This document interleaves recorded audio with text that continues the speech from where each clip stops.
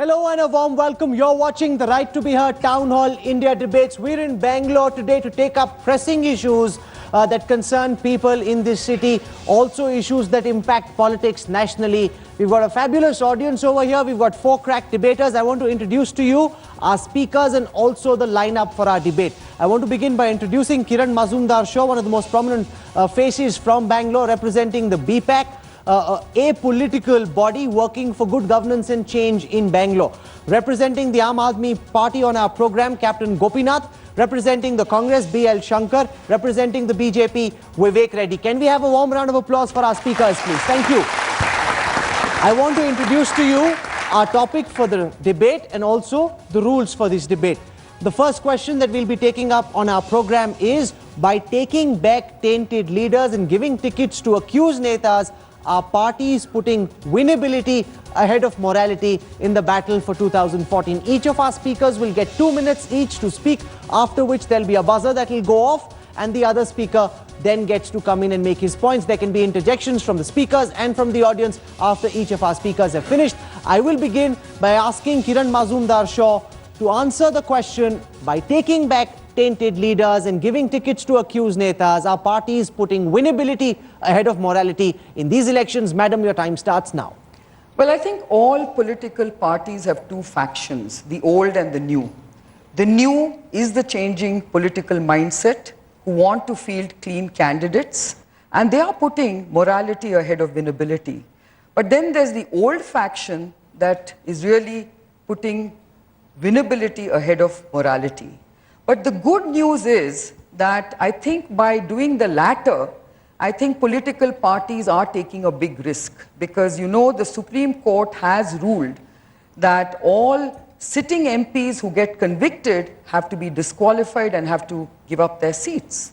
And more recently, the Supreme Court has even said that all criminal cases against sitting MPs have to be adjudicated within 12 months.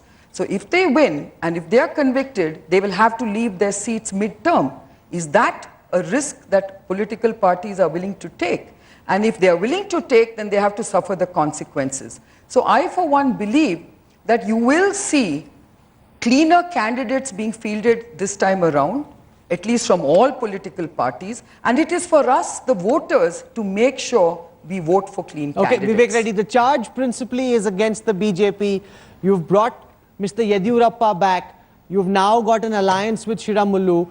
The tainted leaders are back. Those who were outed from the party on charges of corruption have been brought back. Is winnability being given greater importance than morality? Your time, sir, starts now. Probably it requires a justification. Let me tell you what sort of an India we are in today. Today, we see that the past 10 years of the UPA government has wiped out the dreams of India, has wiped out the dreams of youngsters. And today we see scams everywhere. Today we see that India is defenseless in our borders. And we also see one very strange thing in India, which never happens in any democracy. The line of dynasty hands over You're not answering the power. question. 1 second, let me just tell you. Hands over power for about 60 years to the great-grandchild. Now, to avoid all this, the priority of the day, the urgency of the day, this is where I come to the point, is that this entire system of politics that is led by this Congress has to be changed in this country.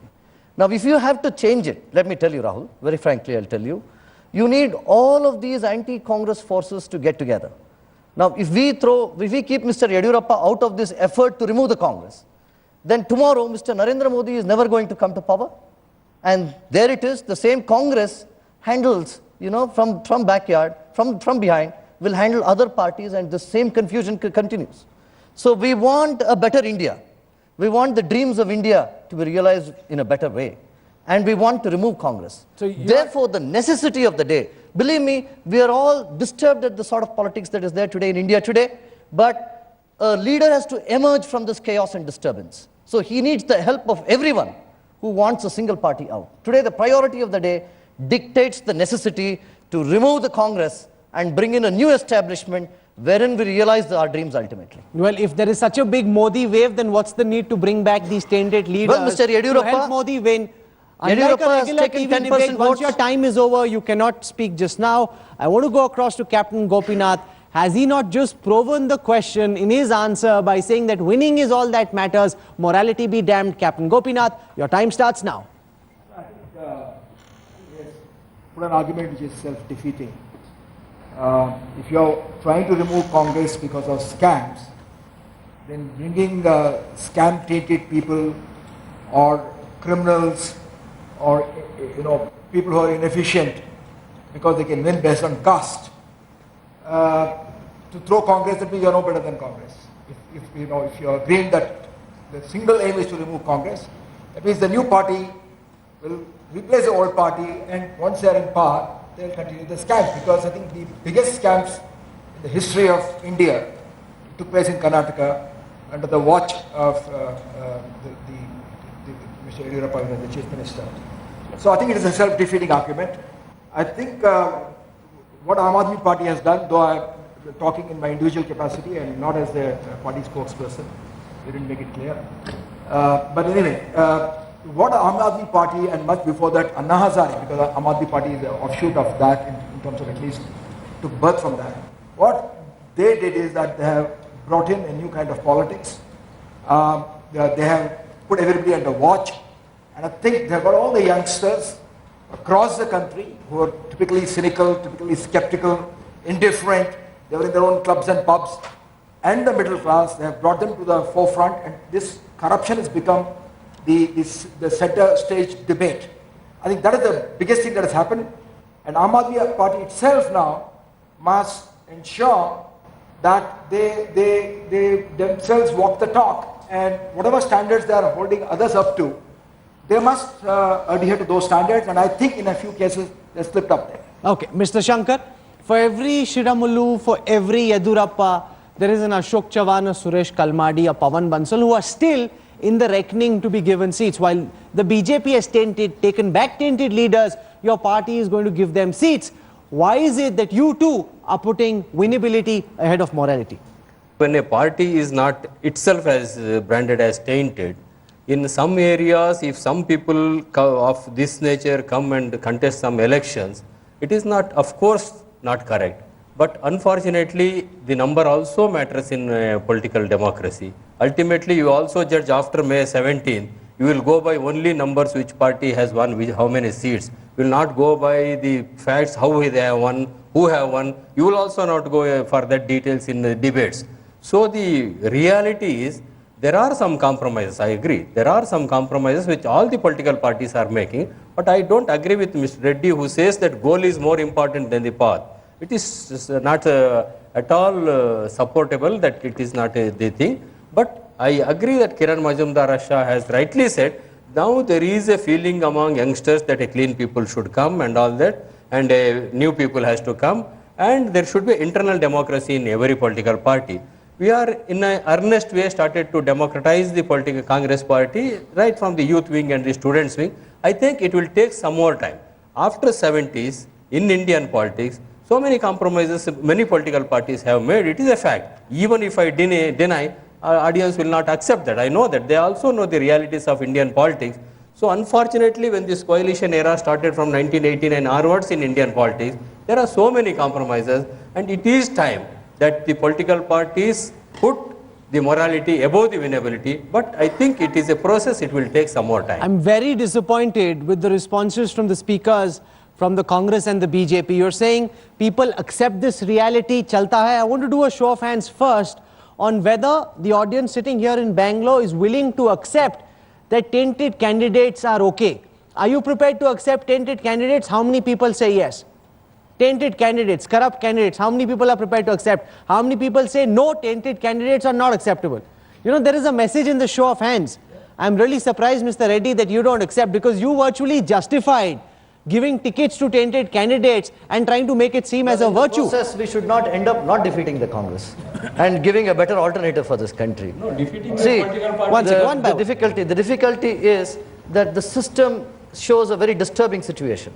Now, from the disturbing situation, we need to bring about a change. And Modi has also emerged from a system showing these disturbing situations. Let me do So another therefore- show of hands with our audience, because the party must also get feedback, not just from those in the war One more room, point but I from want to make before people. you One ask. second. My question is, does winning at all costs matter? Is winning at all costs acceptable? Let's do a show of hands with the audience.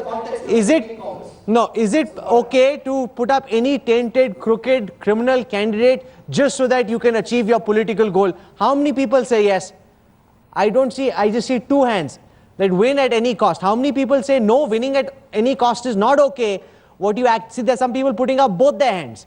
There are people putting up both their hands, and surely this has to count for something. Why is it that you're tone deaf to what these people are telling you? Tomorrow, if we fall short of the seats in order to get 272, and we don't have enough majority in order to give that alternative for India, then all these policies of, of not uniting the anti-Congress forces is going to be put against Okay, us. Kiran Mazumdar, so do you accept this? This is an earnest effort for a Compromises, larger end. compulsions, coalitions. Those are the buzzwords being cited to bring back criminals. Well, this is old political thinking, which is that you've got to win at all costs. Now, the point is it something that the voter accepts all across the city? All across the country? Does the vote bank that used to vote these people into power still vote the same way? I think these are the questions we need to ask. And as I think some of them said, I think we are facing a very challenging situation, but I for one believe that this election is a very seminal election. Because out of this election, you're going to see a very new breed of politicians, new breed of political thinking, and I'm sure there's going to be a huge change of political mindset. Are you disappointed, Captain Gopinath, from the answers that we've received from the Congress and the BJP? Both seem to be justifying and defending giving tickets to criminal netas, sir. They're still not, as you said, smelling the coffee or getting the pulse of the people. The fact that what happened in Delhi, I think should be a clear, writing on the wall for both the parties.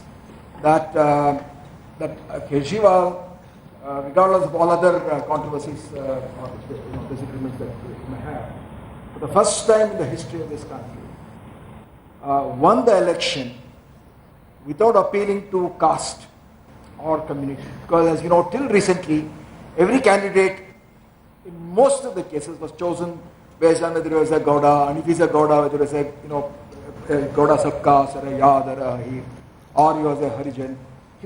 The candidates were chosen on caste. So without appealing to caste, without appealing to muscle power, and without appealing to black money, with just 20 crores of collections, whereas every MLA spends about 20-25 crores, which is widely known.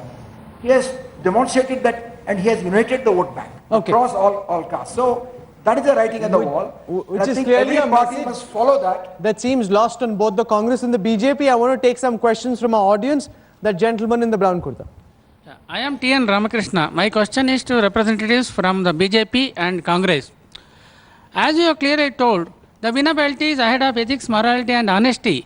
BJP, I hope you remember, Balraj Mudok, your party which is earlier represented by Balraj Mudok, Dr. Shyam Prasad Mukherjee, Pandit Deen Dayal Upadhyaya.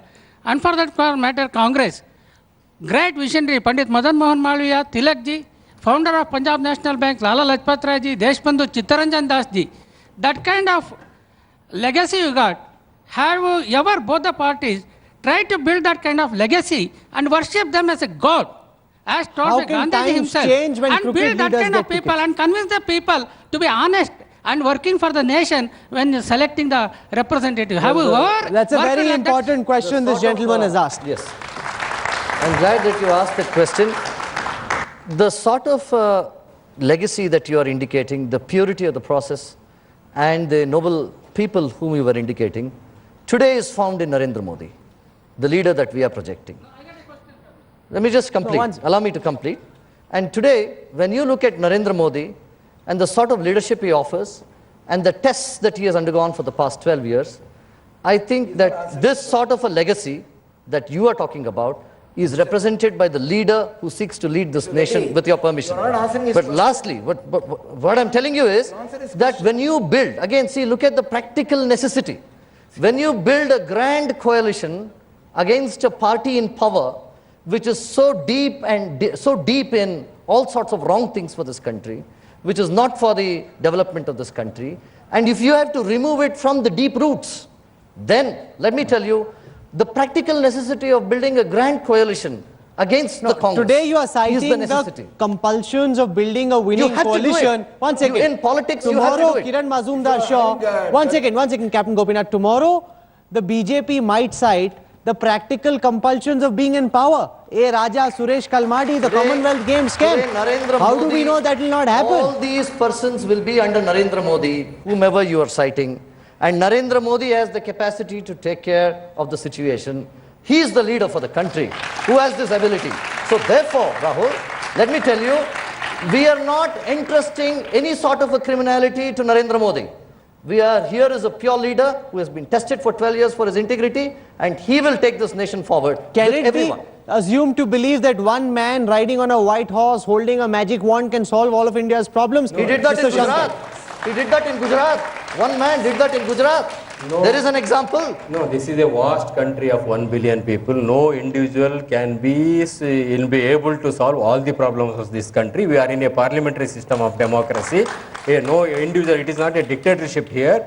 In whatever the growth story of Gujarat, the BJP is telling, Gujarat was ahead of all the other states from decades together, and not it is a 10-12 year story. Gujarati people are known to be the entrepreneurs in the country, and they are the best cooperative societies and cooperative institutions they have. And whatever is quoting that, one thing, whatever the question is there, whatever the legacy you quoted, it pre-independence era, that is a very adorable and a very great legacy that every party had. Unfortunately, I said after the 80s, after the coalition era of the politics started, I considered that, I agreed that there are some compromises every political For most party has of made. the But it is time, not your party that- has been in power it is- making those compromises. It is not that everyone in a political party is bad. There are good people on each political party. Don't say everybody in BJP is bad or everybody in some other political party is bad. There are good people in Congress also. There are bad people in Congress also. So like in any other political party. No, but are you prepared to accept this, Kiran Shaw, the argument that there have to be compulsions to come to power, because tomorrow similar compulsions can be cited to stay in power? Well, obviously, you cannot compromise, and I think basically... But he's accepting that he's Yeah, but I compromising. think all parties are compromising. That's the tragedy of Indian politics. Reality now. But I think the most important thing we as voters must keep in mind is, let's look at the candidate list of all parties. Let's see which party has the guts to come up with the maximum number of candidates who are clean. Okay. That's what I'm waiting for. There's a second question from the gentleman. Go ahead, sir.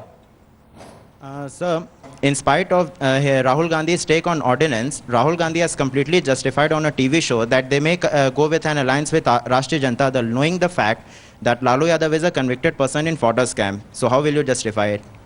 No, the fact of the matter is that Lalu Prasad has been convicted and he can't contest any elections anymore for He at runs least a- another 6 years. So the Congress has entered into an alliance with the Rashtriya Janata Dal, not with Lalu. Lalu Yadav, of course, is the president of the party. He can't contest any election.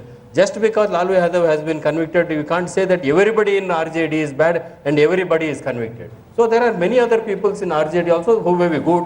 So Congress party is entering into an alliance with that another political Let's do party. a show not of with an hands and individual. see if our audience is prepared to accept this. Are you prepared to accept alliances and mergers which reek of opportunism with parties led by tainted leaders? Not just tainted, in this, a convicted leader. How many people say what Rahul Gandhi did in tying up with the RJD is okay? How many people say that that alliance is justified? I don't see a single hand at all, not one hand, Mr. Shankar. How many people think that Rahul Gandhi's alliance with Lalu Yadav, despite all the caveats that are being built in, reeks of political opportunism? How many people feel it reeks of opportunism? Just look at that. No one's prepared to believe you. You're being exposed each and every time we ask for a show of hands. No, they are hoping for a very ideal situation in Indian democracy. We have to move. Why I should they said not it be is a allowed to process. hope? They are It's young ideal people. situation. They must burn. There must be a fierce, burning desire of idealism inside them. Nothing wrong. I said nothing wrong. It is a message. We will take it. No, but despite taking that message, you went and tied up with him. So you're saying you took the message means nothing. No, Rahul, you should also understand the practical situation in Bihar also. One side there is BJP is there. BJP is aligning with many political parties. Nitish Kumar is there. There are three-way fight. Congress is fighting only No, 12 so seats in basically Bihar. that whole grandstanding, that this ordinance is rubbish, tear it up, throw it away, makes no sense at all if you go and tie up with the one leader who's been convicted in that case. Ultimately, the result of that outburst or that anger is that the tainted leaders are not able to contest. Otherwise, they would have got an exemption. Their wives are contesting, their daughters are contesting, their brothers-in-law are contesting. That doesn't matter. No, see, that he said that the legacy, No, it's happening the with your heritage party. thing and all that. So just because Rahul, if somebody in a family is just one person is convicted, would you brand everybody in the family is bad?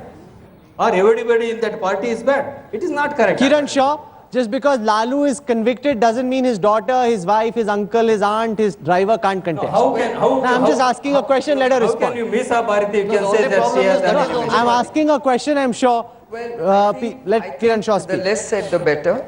I think people will decide whether this alliance was worth it.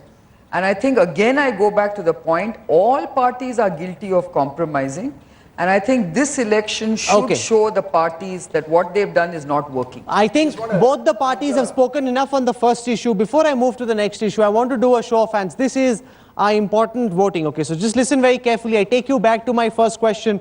By taking back tainted leaders and giving tickets to accused netas, have parties put winnability over morality in your vote 2014? You've heard all the four speakers. What's your verdict? Let's hear it from the people themselves. This is your right to be heard.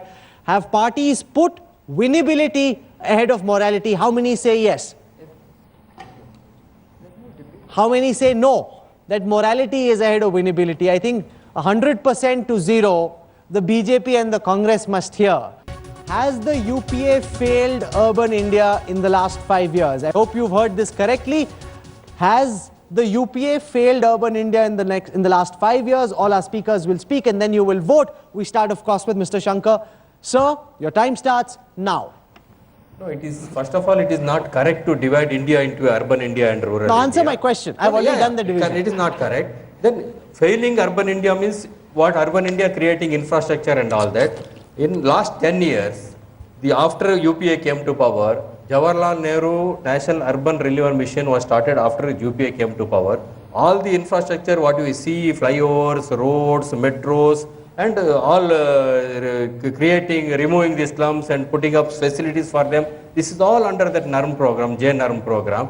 So other infrastructure, whatever that is going to be there, it is all emphasis is given for urban India. I don't think Congress or UPA has failed urban India, and the creation of jobs and this ITBT boom in many cities. It is all the story of last 10 years. So I don't think I agree with the suggestion that Congress has failed or UPA has failed urban India. No. So many jobs are created, so many infrastructures are created. I accept that there a lot has to be done, but a beginning has been made, and it will not be fair to say that nothing has been done. to Nothing urban India. has been done is an unfair comment. You're saying a beginning has been made. Kiran Mazumdar Shaw, has the UPA failed urban India over the last 5 years? Ma'am, your time starts I now. think the writing is on the wall. I think it hasn't delivered what it committed to do. I think the economic trends are very bleak. You have problems with job creation. I think the youth who were very aspirational in UPA 1 have been denied those aspirations. I believe that UPA 1 has really stalled economic growth because we all know that there are a huge number of projects which have been stalled. There has been no investment in urban India, and I mean, no is a bit of an absolute statement. I think very little of investment in urban India, and we clearly know that today the UPA government really believes that India still lives in its villages. But the fact is 31% of India is urban today, and they don't recognize that. The kind of schemes, the kind of SOPs that the government, the UPA government has given is all for rural India. Very little has been done for urban India, and urban India continues to be denied investment, and these are the growth engines of the country. They have been stifled. That is really the truth. Okay, I want to understand from Captain Gopinath on whether the UPA has failed urban India over the last 5 years. Sir, your time starts now. Yeah, I think the Vajpayee government and the UPA too utterly failed both urban India and the rural India, because I think they're interconnected. From market, free market, they moved to crony capitalism. Not just the companies that have been named across many sectors whether it could be in the coal scam, or it could be in the spectrum, or it could be oil, gas, or it could be land in the airport. Crony capitalism has taken over the country in the name of free market. And also, I think during the previous finance minister's time, there was retrograde steps in terms of going back on the promises made.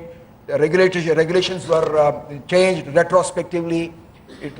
The confidence of the world was lost in India.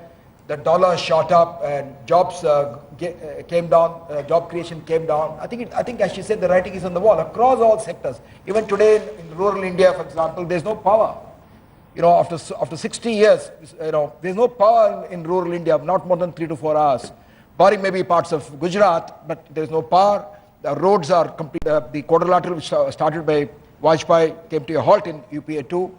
So we need to create infrastructure, but when in that dire state of infrastructure, they went and put money in food security. They took 3 days to pass the food security bill, and didn't, for example, sanction the defense budget. So in a whole lot of things, they did things on the one hand, crony capitalism, on the other hand, they did populist measures and took the country further down the road just to win the elections. Okay, now finally from Vivek Reddy on whether the UPA has let down urban India in the last 5 years. I think one feature that we have to notice is 70% of India's GDP is contributed by urban India. And 3 essential features which are absent in UPA 2 and 1 are lack of vision for urban India. Second is lack of high standards of governance for urban India. And the third is corruption reeking through the system. All these 3 have been the hallmarks of UPA 1 and 2. Now, the difficulty in understanding the UPA 2 is very good in giving flagship programs like J Nurm. Look here, I gave you some buses, so enjoy. You city people, this is what I have done for you. But look at the basics. Solid waste management, garbage systems, totally unaddressed in the entire India. Then standard of living which we city people are seeing is extremely bad. The cities are in chaos, really poor infrastructure. And the urban slums where the poor of the people, the urban cities are, they have not been restructured. And the urban poor, they're not getting education. They're as good as the rural poor. This is the difficult situation in India today. And UPA, apart from saying J Nurm program I gave you, be satisfied, they have done nothing at the basic level. 2 more features. One is about 7 lakh crore worth of investment has been kept pending by UPA 2 in their files, in their offices, have not moved through the environmental ministry. And about 6 lakh crore worth of rupees is in NPAs, in non-performing assets. And the banks are afraid that they will go bankrupt. This is the sort of governance that UPA 2 has given to our urbanites, who contribute 70% of the GDP to the country, and therefore tell us, sir, where we are and where we are going, where this nation is led by this UPA. Mr. Shankar, is it not fair criticism to say that the UPA has been obsessed with rural India at the cost of urban India? That over the last 5 years, virtually each of our cities has gone from bad to worse. There's been no urban renewal, and the UPA's obsession has been about everything to do with rural India, the farmers, at the cost of urban India, which is increasingly a bigger part of the composite of our country, sir. 2 points I have to answer. One is that as though Dr. Vivek Reddy is speaking as though from municipality to parliament, only UPA is running the whole thing, and there is no responsibility of any local self-government. There is a corporation, there is a state government, there are Panchayat Raj system in place. There are so many institutions which take care of all those issues which he broached here. So it can't blame only for garbage also, you can't blame UPA government. It is their own party which is running Bangalore city for last 4 or 5 years, and everybody knows how Bangalore situation is in last 3-4 years. That apart. Second thing is, in contrast, we are blamed for helping the corporate sector and giving so much of concessions for corporate sector, and the rural people are blaming that India is only, as Gopinath was telling, crony capitalism. They are blamed for that also, that we gave so many incentives, so many concessions to corporate one and neglected the rural people. In last 3 or 4 years, the right to food, I don't think anybody will disagree if people want to have a square meal today for a day and in a cheaper rate. If it can be objected, I can't understand. There are I so don't many understand how poor people the here. 2G scam or the Commonwealth Games scam or the coal scam can be considered a concession to corporate India. That's corruption. That's not concession that you should have worked against. Captain Gopinath. You know, while the focus was on rural India, the problem was on the delivery, you know, because of the governance. Rahul Gandhi himself said, and before that his father said, out of the 1 rupee that goes to rural India in terms of subsidies, only 15 paise reaches rural India. The subsidy, 85 paise out of the 85 rupees out of the 100 goes into the pockets of various middlemen. This is the statement of Mr. Rajiv Gandhi and Rahul Gandhi. After saying that, they have sanctioned 300,000 crores totally for the subsidies again. At a time when the fiscal deficit was so high, when such huge problems are there, the same money could have been put for building rural infrastructure, which will create jobs and create infrastructure. Because when you create infrastructure, you create jobs. They should have put it for infrastructure rather than giving it Okay, subsidies. let's take questions from our audience. Who has a question on urban-rural divide? And that gentleman over there on whether the UPA has let down urban India. Go on, sir. Respected speakers who are here, the question is that, see, if you really look into the economics of the urban, they are not that glittering as it is being painted to. And I think the honorable member who represents the Congress was telling me there is an excellent growth in urban India. In fact, the growth is only in terms of taxes, and this money is totally given to the urban poor because of the easy vote packets. You're playing vote bank politics, Mr. Shankar.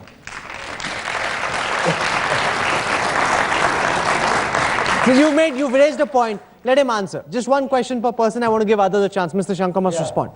No, urban, I have to answer now? Or? Yes, of course. The urban infrastructure which is there, the union government gives money to the state government. It is not that union government is going to implement directly.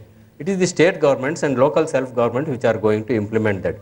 We have to appreciate the programs which were not there 10 years before. That programs have been now given and the money is being given. If it is not properly utilized, if you blame the person who gives the money, but what about earlier programs were not at all there. What about Mumbai, which is run by a Congress government? What about Hyderabad, which is run by a Congress government? What about Delhi, which was run by a Congress government? Over there, you are responsible for giving the money and also that will go to the local bodies. spending Rahul, the money, including in Bangalore. Not even state government. The point he was making was that when you know that this money which you are giving is going to go down the drain into the pockets of various people, the reason why you are giving this money is because you want to appear as the messiah who is serving the poor to get the vote bank.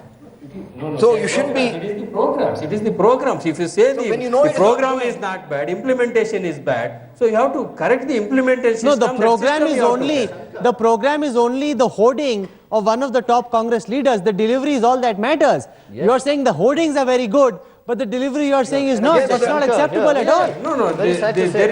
Mr. Shankar is portraying as if the union government and the urban development ministry of the union government is just a postman which takes the money and drops it at the account of the local self-government. I'm sorry, it is not. You are holding the taxpayers' money and therefore you are responsible and accountable for that money. You have to say where this money went the local self-government and what you did with that money. But you can't say you're just a postman, I did my job. No. I think successive governments are responsible, not just the Congress. Yeah.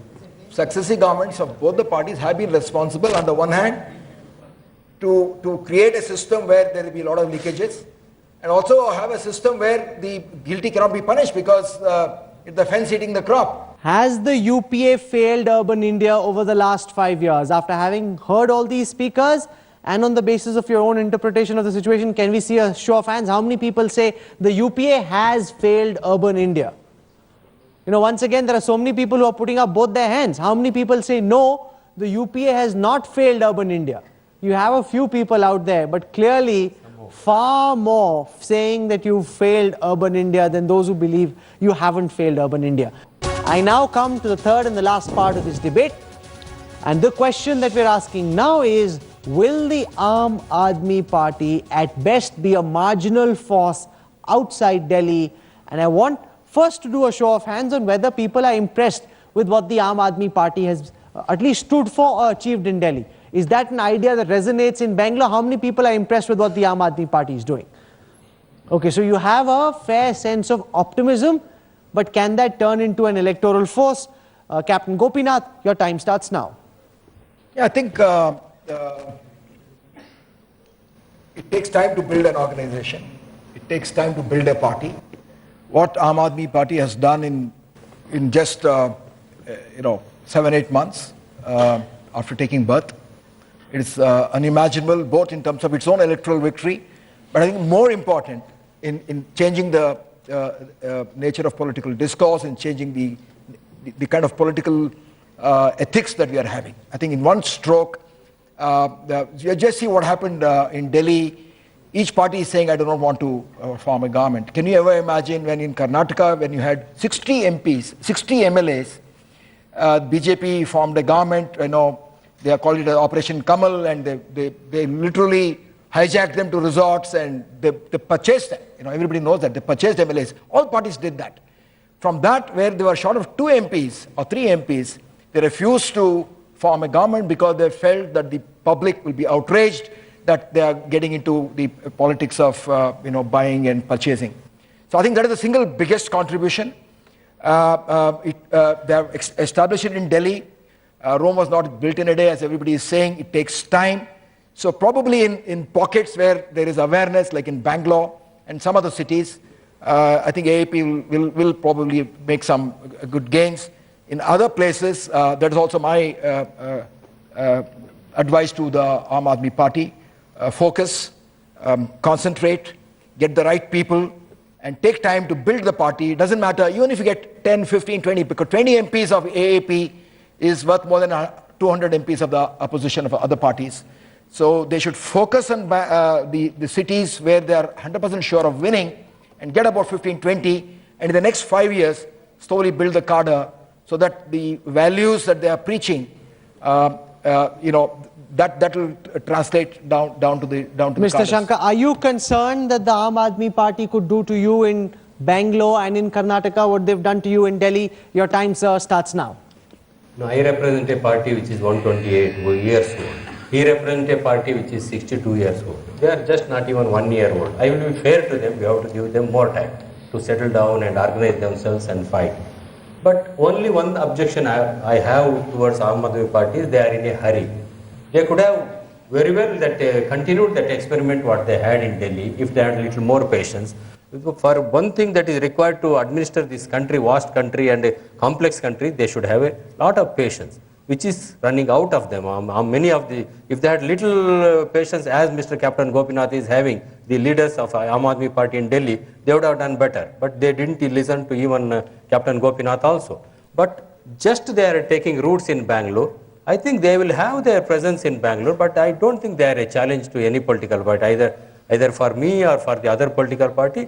They have yet to organize themselves in Bangalore. But one thing I accept, the agenda which they have set in Indian politics, I accept that agenda. The corruption agenda, fighting corruption, agenda which they have set, I accept that. Why didn't you set that agenda? No. Why did it take a Kejriwal to do it? Why didn't Rahul do it? No, it was set by many people. It was set by Mahatma Gandhi. It was set by Jayaprakash 60 years ago. Yeah, it was that was 30 years ago. I was a product of JP movement. That was 30 years ago. It was set in 73 to 75. Yes, and you looted our country between the 70s and again now. it was set by Anna Hazare. So because we failed in previous our attempts, it is not that you should not try it again. Okay. So I accept that agenda. Vivek Reddy. And there are some sense prevailing in many political parties to set up clean candidates and see that corruption tainted people are not put forward. Vivek Reddy, are you concerned that the Aam Aadmi Party could ensure that Modi doesn't get that magical figure of 272 and he ends up just short like the BJP did in Delhi? So your time starts now. I think the way in which he began, we were a little concerned. But now the way in which he ended, it shows that it is sort of self-suicidal. Because, let me tell you, we need to judge a man in power. That is what Abraham Lincoln says. The test of a man is when he is in power. And how many days did Arvind Kejriwal give for his power? 49 days. And what did he do? After the SMS campaign to take the power, he betrayed the people by not getting back to them within SMS. So, very strange situation that we are seeing of a man who has different colors. Believe me, from outside if you see, you wonder what sort of man this man is. Because each time he's showing different colors. And the opportunism. At one point of time, he seems to have told Anna Hazare, I will not get into politics. He gets into politics. No problem. He has brought out the frustrations of Indians. Second, at the second opportunity, he said, no alliance with Congress. He had an alliance with Congress. Third, he came out and said, I will go to the people. And then he betrayed even that. So the question is today, if a man will not allow himself to be judged by the people, by staying there for 49 days and running away, can India afford to have a man who will be there and run away from the seat immediately? Therefore, it's a serious danger to even think that such a man would come up as a person who can lead this country, who can take this country forward. It is what he himself has made, the different opportune moments, the different stands that he takes at these opportune moments. That is not what politics is for. Politics means that you stand by it with grit and determination. This is what you have given me. You've given me the CM of Delhi. I will show you. And thereafter I will try for the Indian Prime Minister. Not saying that I will give that up and run for the Prime Minister as soon as the election dates are announced. This is the sad thing with Arvind Kejriwal. Captain Gopinath, opportunism, running away from governance. The Aam Aadmi Party has as many charges against it now as it did earlier. Do you really believe that the Aam Aadmi Party can spread its wings outside Delhi and do what it did here as well? I think it will be difficult outside Delhi in the short span of time in the next elections. I think that will be unrealistic. Of course, some of the things that he said, not entirely true. Whatever you may accuse Kejriwal of, you cannot accuse him of dishonesty. You can't accuse him for his lack of integrity. He's a man who is consumed with an idealism. And in that hurry, probably he took some missteps in terms of not building a consensus in Delhi to get that Janlokpal bill passed. So it was all black and white for him. So, but having said that, I think all those missteps or improprieties, misdemeanors, if you want to call it that, pale in comparison, pale into insignificance compared to the Himalayan blunders of all the parties in terms of the scams and corruptions and dishonesty. So I think he has learnt a lesson. He should now focus on building a strong party and take his time to build it rather than be in a hurry to build it, because the whole country, the whole of India, the whole of youth, as you saw it here, are with him. They're looking up to him. Can a leader in a hurry and a party in a rush, Kiran Shaw, extend their spread outside Delhi and replicate that success here, ma'am? Well, I think, everyone will agree that, I think the Aam Aadmi Party has certainly captured the imagination of the urban educated, Aam Aadmi, but also the youth. And so I think no one can argue, and I think everyone has agreed that the platform of anti-corruption is something that has fired the imagination of everyone. And I think that's why he had this unexpected success in Delhi. To me, I think it is about building credibility, building a party that has it's actually an evolving party. It's a developing party. We should give it time. And we want a party like this to actually start shaping in the right way. Okay. But I think the message, the feeling I get is, I think it'll be very difficult for them to really get, massive votes from across the country, because right now, I think the people who will vote for Aam Aadmi Party are the urban youth. Okay. Let's take some questions on the Aam Aadmi Party only. The gentleman over there in the checkered shirt. While I agree with Captain Gopinath, focus on Delhi, but I have a question for Congress and BJP. They are saying that the agenda of Arvind Kejriwal and Aam Aadmi Party of fighting on anti-corruption is great. Then why he didn't get support from Congress and BJP when he wanted to pass the Janlokpal bill in Delhi? And he was forced to leave because he was not ready to compromise. He showed that I will not compromise, I will give away power. So that time they could have shown, they had a great chance. Why did they fail at that time? Well, you have to, I'll just complete my... No, we supported them, so I have to answer. He was in an alliance. No, not alliance, we supported Congress them. didn't support. Alliance. Congress didn't support at that point of time. At Janlokpal, they had backed No, I out. am answering you. See, there was a technical problem. Technical problems can be Corruption taken. is a big technical We have seen problem. many bills passed with technical problems. Why anti-corruption technical problems are coming? Just listen. Have a patience to listen. No, I will One give you second. examples. You can't heckle him. Just listen. You asked a question, now let him answer. Delhi was is a union territory. All the laws that has to be passed by the Delhi government has to get a consent from the Lieutenant Governor. Just simple, just a consent from the bill has to be sent, draft bill has to be sent to them. He refused to send it to them. Another thing is, he was calling it as a Jan Lokpal bill. The simple thing he could have done was, there is a Lokayukta Act in Delhi. Whatever he wanted to incorporate in Jan Lokpal bill, he could have brought an amendment there. That's all. Mr. Shankar, after Parliament is adjourned sine die, Rahul Gandhi asks the Prime Minister to push the anti-corruption ordinances, breaking away from precedents. That is not a technical problem. This business of the Jan Lokpal being brought by Kejriwal is a big technical problem. What you are saying is completely bogus. No, see. Money bill was passed. No. A money bill was passed. Money bill was passed. We support. We 1 minute, Gopinath. We unconditionally supported them. Why did he not try to get a consent? Why don't you answer my question? Rahul Gandhi asking the Prime Minister to push ordinances after Parliament is adjourned sine die is not a technical problem. The President is telling you that this is a technical problem. But over there you don't understand this. There is a law. There is a law. What is the law? There is a law that you have to get a support from the left, clearance from the Lieutenant Governor. That's the constitutional. That is a constitutional requirement. That is a legal. It is not a. That is a requirement, legal requirement. He wanted to bypass it. Why did he wanted to take it to Ramlila ground? Why did you wanted to take it to auditorium to pass this Jan Lokpal? How is no, that he a could have technical done it in problem? Vidhan Sabha. But He that could is have done it in Vidhan Sabha. In passing law, you can't take it to gallery. You can't. No, one second. I think Mr. Shankar. No, I think one second. Only 1 minute. Yes, Captain. I agree with them, and I think what this young man asked. I think you are defending the indefensible. If Rahul Gandhi, not only in that other ordinance, even in the Adarsh case, he called up the Chief Minister and made him eat his words. So one phone call from Rahul Gandhi, he never commented on this Jan Lokpal bill in Delhi. One phone call from Rahul Gandhi to the Home Minister and the Lieutenant Governor, we all know how governors behave in this country, he would have bent over backwards and cleared it. That indication did not come proactively from Congress.